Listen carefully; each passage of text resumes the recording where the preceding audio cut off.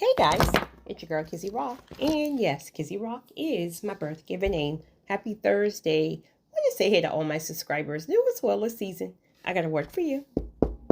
Tap in. Happy Thursday, guys. So I'm in my craft room, so you're gonna probably hear all kind of dings and dongs. Um, so I was watching a video from Pastor R.C. Blakes last night, and then one followed up a few minutes ago in regards to boundaries. And so I wanted to jump on really quickly and piggyback off of a few things that the Holy Spirit placed into my spirit some time ago. Hopefully it can help some people. Here's the thing. Sadly, in our community, not all, but many times in our community, we were taught, we were conditioned to put every single person in front of us. This can look like people who won't do the same for you. This can look like toxic people. This can look like this or that. But just because a person was quote unquote blood, because blood is thicker than water, or because the person was this or that, right? It's still that mindset, that conditioning mindset that you place people in front of you. Even religion at times will have people thinking that no matter how low your spirit is, no matter how low you are still to put people in front of you, even when you are literally broken down, depleted spiritually, etc. So you're pouring from empty cups. Religion teaches that a lot as well. Also, struggling with confidence and low self-esteem. This can look like a number of things. These are the people who may have been bullied, rejected, abandoned in many ways. This can be from childhood, just maybe other bullies in school or parents who were not there, and you're trying to constantly prove yourself to a person that you just want to be accepted. So you start conditioning. You don't even realize you're doing it, but you start to form this mindset of you will just say yes, yes, yes. You will allow people to take advantage of you over and over because you don't want someone to leave you, or you just want people to like you because no one have ever liked you, or you have this flashback of like, well, my father left me, my mother left me, so if I say no or if I don't do what you want me to do, then you're going to leave me too. See, with boundaries, you cannot, all caps, you cannot put up boundaries unless you are whole, completed, and you truly love yourself. There's absolutely no way. If you are not whole, which is fine, most people aren't, right? It's a process. We all have work to do. You cannot establish boundaries. You cannot enforce boundaries until you go through a process of healing in your whole. You're so rare. You're so rare. And again, with us, right? We keep wanting to think that people think like us. We want to keep giving out this certain amount of loyalty, and there's a certain amount of this, and having everybody's back. And we're thinking that stuff is going to be reciprocated. And it's not. So the important thing to do is to find your soul tribe, right? Find the people who are reciprocal in your life, and then bounce back and forth off of each other in that sense, right? So, but when it comes down to boundaries and just unhealthy people, let it be family, friends, coworkers, or whoever, you're going to have to learn how to say no. But again, you still have to go through a healing process, right? You're going to have to ask God to show you why you struggle with boundaries. This can also look like two parents who may have raised you. Okay, let's just say you had a parent who was on drugs somewhere, right? Okay, so that parent left out of the house and went for 2 days on a crack binge or whatever. Well, when that parent came back and that high was over, then what happens? Now they want to overcompensate because they screwed up. So it's almost like if you did something in the house, okay, you're on punishment now. But now, because that parent have their own internal struggles about them being a lack of a great parent or whatever, now your punishment is only, it's supposed to be a week, now it's only 2 days. So you can't have your phone for a whole week. But in 2 days, I'm going to come back and say, well, you can have it again, because now I'm something internally is going on with me, right? I don't want to see you sad. I don't want to see you this, right? So now you're not teaching boundaries. I had a family member, a distant family member, who was like this with her children when we were children, and we would sometimes go to her house, and I could not understand why she was so freaking mean. Right? It seems like now that I know, it was boundaries. If she said something, she said it. If you were in trouble for 3 days, you don't come and look at her until those 3 days are up. If you do this, this is the result. I don't care about your tears. I don't care about your anything. And I thought she was mean, because our household was way more laxed. But now I get exactly what she was doing. And of course, as children, you don't get it, but I get exactly what she was doing. Boundaries are crucial. You have to mean what you say and say what you mean. You have to know that if your cup is empty, I don't even have to give you an excuse. I had a family member, a very close family member, who who asked me a couple of weeks ago. They wanted to come and visit me for 10 days, right? And I'm just not in that place. I got some stuff going on, right? I'm just not in that place. But they wanted me to give them a whole paragraph on why. I have to give you a paragraph on why it's just not a good time for me. But how many times have you truly didn't want to do something and it was just not a great time? Because we got our own stuff going on at times, right? But then it's like the minute you say, well, no, I can't do that, then there's something playing in your head, and now you want to call the person back and say, well, just come on. And now what happens? They get there, they're happy, but you're depleted, right? They're happy, but whatever you got going on is still lacking. Now when they leave, now you're frustrated, you're full of anxiety, because nothing that you needed to do got done, but then they got satisfied. How is that love? How's that loving yourself, that you are allowing other people to get full, other people to come and have their joyous time, and sadly, they're not even going to ask you if they can help with whatever you had going on when you first initially told them that you weren't available? How is that love? You can't love yourself if you are allowing people to pull from you and pull from you. And the crazy part about it is, people will pull from you even when you tell them you're going through some stuff. It's almost like they just want you to kind of just brush your stuff off. Like, with us chosen ones, right? My empaths, when a person don't even have to tell us they're going through something. We already feel it anyway. So we sure not about to come and dump our stuff on you when I already feel that you're going through your own stuff. But most people are the complete opposite. They don't care. They don't care about your stuff. It's because you haven't set that boundary. So if they don't care, then you're going to have to care for yourself. And again, that's a process for most people. People pleasing is a very, very, very, very common thing, because most people have experienced some type of trauma, right? So people pleasing is a very, very common thing.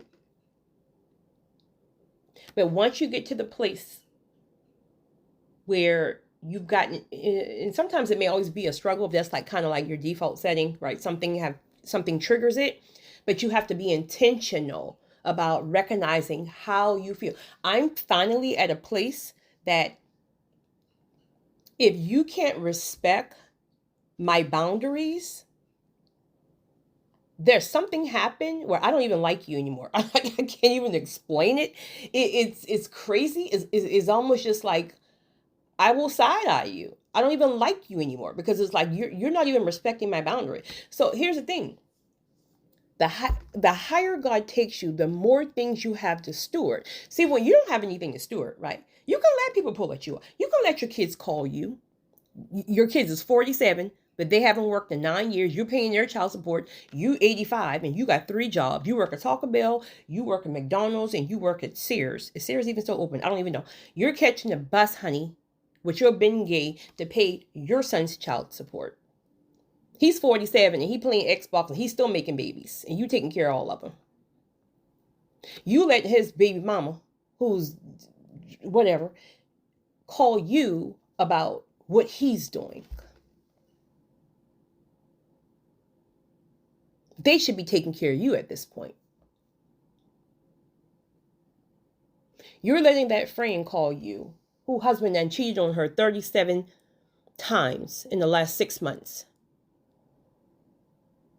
And she calls you every day, the wee hours of the morning, waking you up, even though you got to go to work in the morning, and you're having the same, the conversation is the same. It's not like it changes, right? It's the same conversation. But you're wasting your time spending this hour on the phone because you want to be there for your friend, for your girl, right? So you're like, girl, listen. So, okay, an hour of my day is gone because I wanted to be there for you. Now, after this conversation, you and I had this conversation about you're going to leave because X, Y, and Z or whatever you decided to do. I'm not telling you to leave, but you decided you want to leave because this, and that.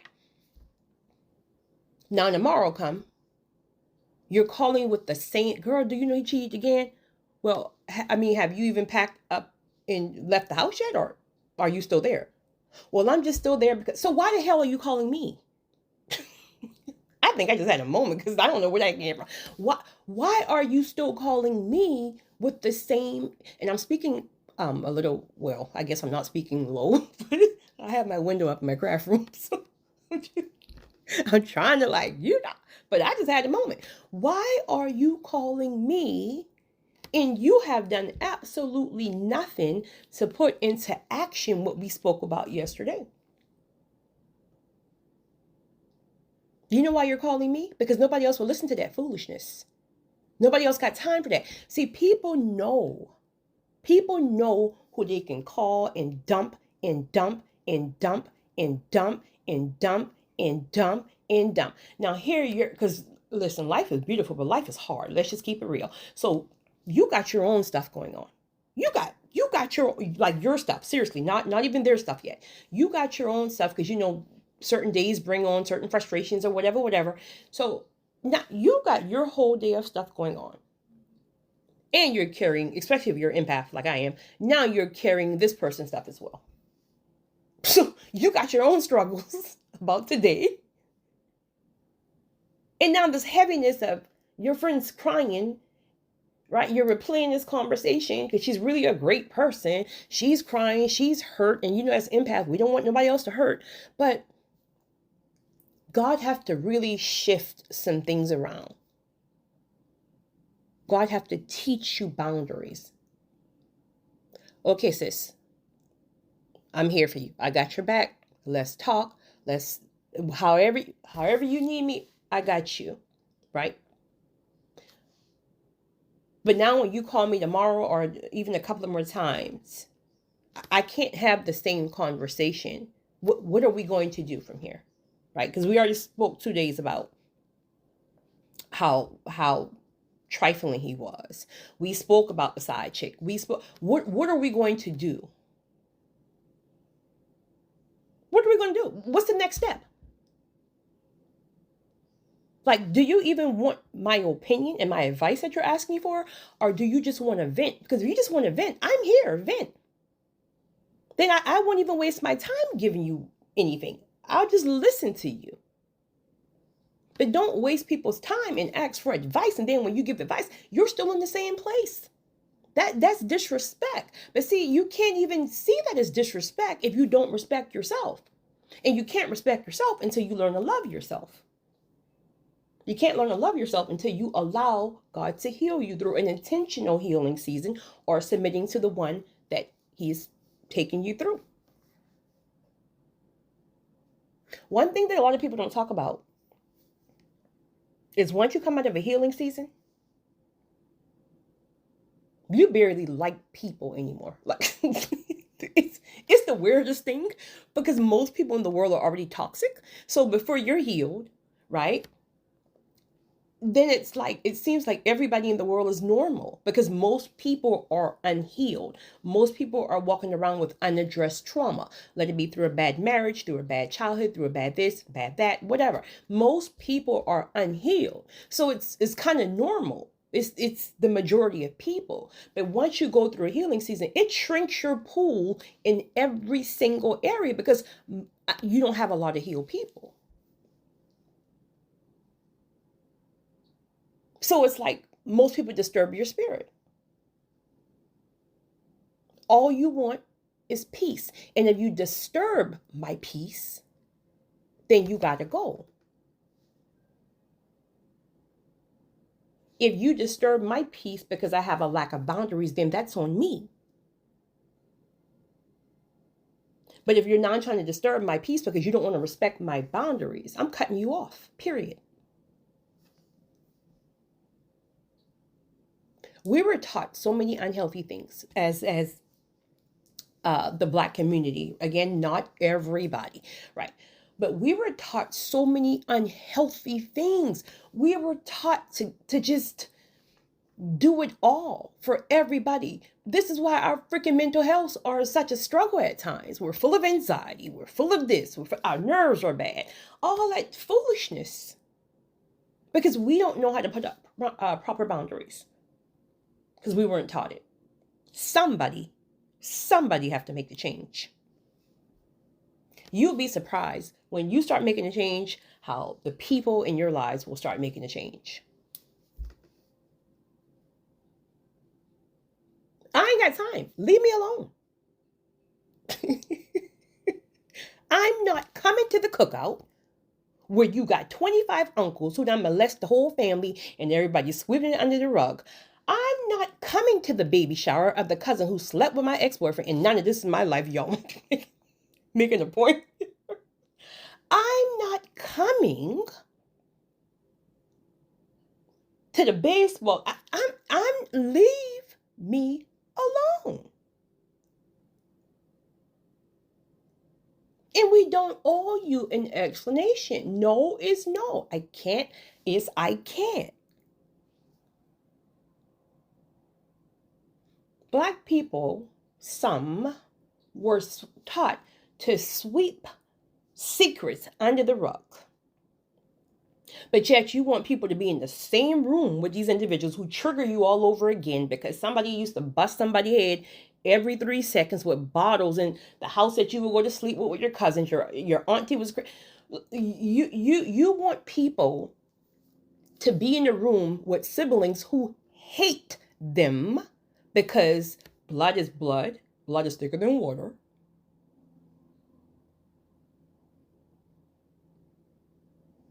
You want people to smile for this family portrait at the family reunion. I ain't even coming.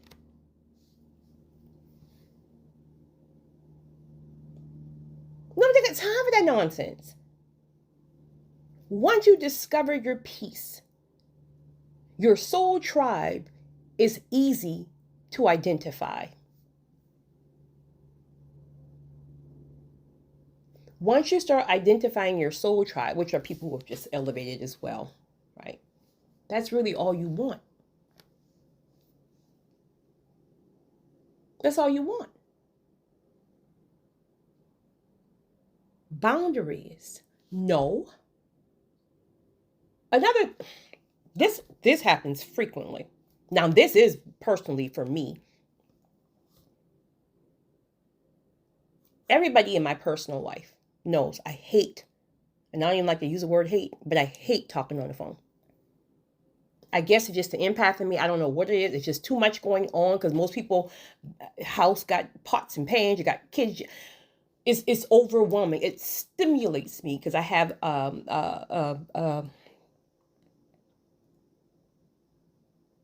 what's the word? A noise sensitivity. I have a noise sensitivity. There's too much going on. Most empaths do have a noise sensitivity. You may not know that, but this is why you get triggered and you're always overstimulated in large crowds or it's just too much going on, right? Now, granted, I have to speak on the phone, right? I have to. I'm not saying I don't ever speak on the phone. I'm trying to make a point that my preference is for you to first and foremost face to face, but of course that's my and your spirit needs to be right because you're going to stimulate me even more. Your spirit is crazy. But I would rather be text or email. But I do understand that many people hate texting. Right? It's just an individual thing. It's not like a right or wrong, it's just an individual thing. So I get it. So the same way I get annoyed when people call my phone, they get annoyed when I text or I hit them back like, hey, can you text me? So they get annoyed. But here's the thing. Some of these people, a couple of them,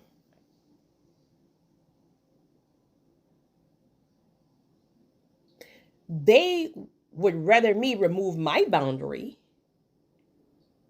rather than they remove theirs. So because you hate texting, you want me to remove the boundary and I have to speak on the phone because you hate texting? Where's the compromise? Can you text me today? Can I call you tomorrow? Because I ain't got time right now. Life is stressful. I got some heaviness that you don't know about. So I can't be sitting up on the phone with you all day long. You're probably going to disturb my spirit because you're calling me with some nonsense anyway. It's going to trigger my whole day. I got to steward some things from a place of a spirit that's filled. I can't have you drain my spirit when I have the whole rest of the day to go on about your nonsense and about your lack of boundaries with other people. So you got other people stressing you out. You can't put up boundaries with them. So you call me to put that double stress on me because you can't put boundaries up for yourself. So now when you call me, you're calling me about your stuff, somebody else's stuff. And dumping all that mess on me. I ain't got time. I got things to do. I'm busy, period. And stop telling me I'm busy. Yes, I'm busy. Why aren't you busy? You're supposed to be busy too. How are you mad at me because I'm always busy? Make it make sense. I ain't got time. Leave me alone. This is so petty. It's so petty, but I mean every word I say. Guys, I gotta go. I'm working on something in my craft room. Can't wait to show it to you guys. You guys have a great one. It's your girl, Kizzy Rock.